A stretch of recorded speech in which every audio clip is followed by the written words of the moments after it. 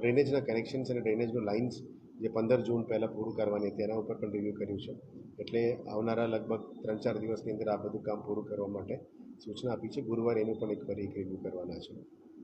રોડ્સમાં પણ પેચવર્કનું કામ અત્યારે જે ચાલી રહ્યા છે એ બધા પ્રી મોન્સૂન એક્ટિવિટીના સાથે સાથે એને પૂરું કરવા માટે અમે એ નિર્ણય લીધેલા છે. એટલે આવનારા દિવસોમાં આ રોડ ડ્રેનેજ અને પાણીનું જે ઝોનલ લેવલનું કામ છે એ પણ પૂરું થશે.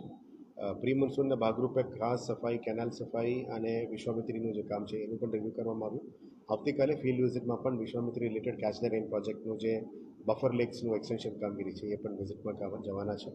અને SSNLમાંથી જે 125 MLD પાણી સિટીમાં લાવવા માટે જે લાઇન જોડાણનું કામગીરી છે એ સાઇટ પણ અમે વિઝિટ કરવાના છે.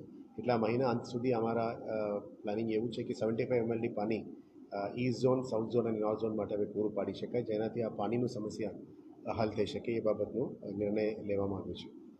સાથે સાથ જે સિટીમાં વધતું ટ્રાફિકની સમસ્યા માટે ટ્રાફિક પોલીસ સાથે પણ એક મિટિંગ આવતા અઠવાડિયામાં કરવાના છે, પોલીસ કમિશનર સાથે, જેનાથી ટ્રાફિકની સમસ્યા હલ થઈ શકે અને જે જગ્યામાં પાર્કિંગ ઉપર જે દબાણો થઈ રહ્યા છે એ બધાને દૂર થઈને બોલીવાર્ડ્સ લગાવીને પાર્કિંગ સ્પોટ્સ ઉપર આ બધા સિસ્ટમને મોકલવા માટે નિર્ણય લીધેલા છે. એટલે ટોઈંગ પણ આપ જોઈ શકો છો ત્યારે શરૂ કરી છે. એટલે ધીરે ધીરે આ સિસ્ટમેટિક સિસ્ટમ કામમાં લગાવવાનું છે. વચ્ચે જ એક બે સ્મશાનમાં રેનોવેશન્સનું કામ ચાલતું હતું. એક મરાઠી સમાજનું પણ એક રજૂઆત હતી, એને પૂરું પાડવા માટે ફ્યુચરિસ્ટિક સેલ દ્વારા વિઝિટ પણ કરવામાં આવ્યું. માન્ય MP શ્રી પણ સાઇટ વિઝિટમાં કર્યા હતા. એ કામ જે ઇન્ડિયન ઓઇલ કોર્પોરેશન જોડે CSRમાં કામગીરી હાથ ધરી છે એને પણ પૂરું કરવા માટે અમે નિર્ણય લીધું છે, જેથી કરીને એ કામગીરી થઈ શકે. સમા અને માંજલપુરનું ઘણા વર્ષોથી જે રેનોવેશનનું કામ બાકી છે એ પણ ટૂંકા સમયમાં શરૂ થશે. સમા સ્પોર્ટ્સ કોમ્પ્લેક્સમાં ડાઇવિંગ પૂલ પણ સુધારો કરીને કામગીરી શરૂ કરીશું. માંજલપુરમાં એથ્લેટિક ટ્રેક, ટેનિસ કોર્ટ અને જે હોકી ટર્ફમાં જે કામગીરી કરવાનું છે એ પણ ટૂંકા સમયમાં શરૂ કરવાના છે. જે અમે પ્રોમિસ કરી હતી એક્વેરિયમ પ્રોજેક્ટ, એ આજવામાં સફારી પાર્કની બાજુમાં એક્વેરિયમ પ્રોજેક્ટ પણ ટૂંકા સમયમાં શરૂ કરી દેવાના છે. અને સિટીમાં જે બાયોડાયવર્સિટી સ્ટડી, જે અત્યારે પ્લાન્ટેશન ચાલી રહ્યા છે, મિશન મિલિયન ટ્રીઝ ચાલી રહ્યા છે, નવા પ્લાન્ટેશન સ્કીમો અત્યારે આખા સિટીમાં ચાલી રહી છે, ત્યારે સાથે સાથ સિટીમાં કેટલું બાયોડાયવર્સિટી છે, કેટલું કાર્બન સિક્વેસ્ટ્રેશન થાય છે, ક્યાં હીટ આઇલેન્ડ્સ છે, એ બધાને સ્ટડી કરીને એના આધારે પ્લાન્ટેશન્સ કરવાનું કામગીરી પણ શરૂ કરી દેવાના છે. મંગલ પાંડેથી લઈને અગોરા મોલ સુધીનું જે સાઈડમાં તૂટેલું ફેન્સીસ છે એને પણ ઘણા સમયથી રિપેર કરવાની બાકી છે, એમાં પણ નવું કરવાનો આપણે નિર્ણય લીધી છે. અને આવનારા દિવસોમાં જે વિશ્વામિત્રી રિવરફ્રન્ટની પ્લાનિંગ છે એનું પણ પ્લાનિંગ DPRs બધું રેડી થઈ રહ્યા છે અને આગળ વધારવા માટે પુશ કરીશું.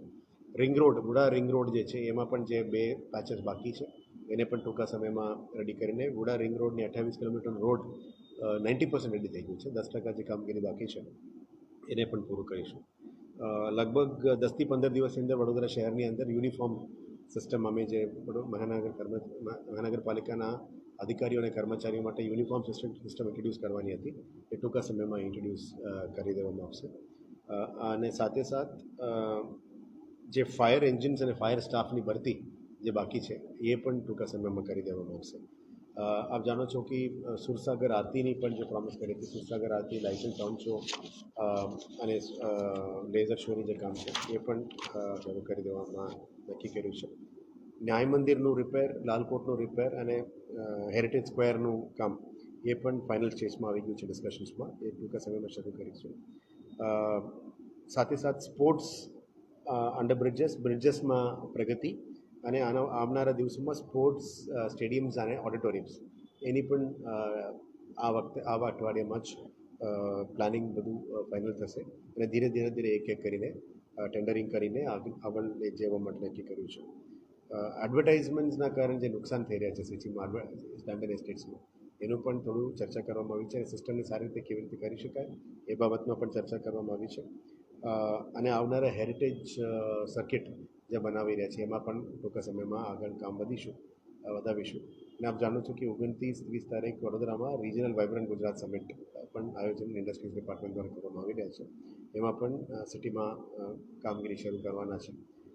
એમાં ઇન્ફ્રાસ્ટ્રક્ચર એડિશન્સ, બ્યુટિફિકેશન અને કયા જગ્યામાં એક્ઝિબિશન્સ, આ બધા ઉપર પણ ઇન્ડસ્ટ્રીઝ ડિપાર્ટમેન્ટ સાથે અમે ચર્ચા પરામર્શ કરીને રિજનલ વાઇબ્રન્ટ ગુજરાતનું જે પણ જરૂરિયાત છે એ પણ આગળ લઈ જવા માટે નક્કી કર્યું છે. અને આવનારા દિવસોમાં જે ભરતી અને બઢતી જે ઘણા સમયથી પેન્ડિંગ છે એ પણ ટૂંકા સમયમાં આગળ લઈ જવામાં લઈશું. જે લોકોની પ્રમોશન્સ જે બાકી છે એ પણ આપવામાં આવશે. જે લોકોનું ડાયરેક્ટ રિક્રુટમેન્ટ અને ઇન્ટરનલ પ્રમોશન્સ એ બના પર પણ ફોકસ કરવા માટે નક્કી કર્યું છે. અને મેજર પ્રોજેક્ટ્સ જે બજેટમાં અમે જાહેર કરવામાં આવી હતી ગયા બજેટ્સમાં, એ પણ એક એક પ્રોજેક્ટ વાઇઝ 5 ડેપ્ટી કમિશનર્સની જવાબદારી લઈને એક એક પ્રોજેક્ટ વાઇઝ લેવાનું નક્કી કર્યું છે. એટલે સમા લિનિયર કેનાલ, જે સેવાસી લિનિયર કેનાલ અને સમા સાયકલિંગ ટ્રેક, એમાં પણ ટૂંકા સમયમાં કામ શરૂ થશે. અને ગોત્રી ગાર્ડનમાં જે યોગ સ્ટુડિયો બન્યું છે એ પણ ટૂંકા સમયમાં અમે લોકાર્પણ સુધી લઈ જવાના છે. આ લોકાર્પણ થયા પછી તમામ મેજર ગાર્ડન્સમાં 19 વોર્ડમાં જે અમે કીધું છે યોગા સ્ટુડિયોઝ અને લાઇબ્રેરીઝનું પણ કામ આગળ લઈ જવાના છે. પણ મૂળ જો ગ્રાઉન્ડ લેવલમાં જે પદાધિકારીઓ સભાસદોની જે માંગણીઓ છે, શુદ્ધ પાણી, ડ્રેનેજ, સારા રોડ્સ અને પ્રોપર સાફ સફાઈ, એના ઉપર વધારે અત્યારે રિજનલ ડીએમસીસ પાસે, ઝોનલ ડીએમસીસ પાસે કોર્ડિનેશન મિટિંગ્સ ચાલી રહ્યા છે. એમના માંગણીઓ પ્રમાણે કામગીરી ગ્રાઉન્ડ લેવલમાં પૂરું કરવા માટે પણ એમને સૂચના આપી છે. એટલે આવનારા દિવસમાં ફિલ્ડ વિઝિટ્સમાં એ પ્રમાણિત આપવામાં આવશે કે પાણી, ડ્રેનેજ અને રોડ્સ અને સફાઈનું જે પણ ખામીઓ છે એ પણ સારી રીતે સુધારી શકાય. એ બાબતમાં અત્યારે તૈયારી સાથે જ રિવ્યુ મિટિંગ પૂરું કરવામાં આવ્યું છે.